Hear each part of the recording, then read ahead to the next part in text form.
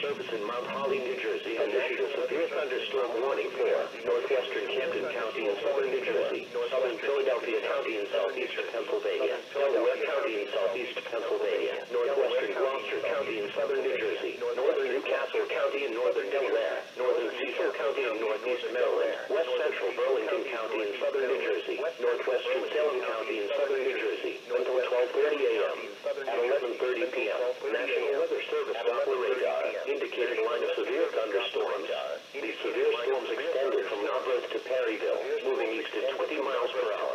These storms are capable of producing quarter-size hail and damaging winds in excess of 60 miles per hour. Severe thunderstorms will be near Charlestown and Valleyville around 11:40 p.m., Newark and Swarthmore around 11:45 p.m., Ellsworth and Eaton around 11:50 p.m., Newport and Chester around 11:55 p.m., Holdcroft around midnight, Glasgow, and Philadelphia International APT around 12:05 a.m. This is a dangerous storm. If you are in its path, move indoors to a sturdy building and stay away from windows. When it is safe to do so, report severe weather to local law enforcement or to the National Weather Service.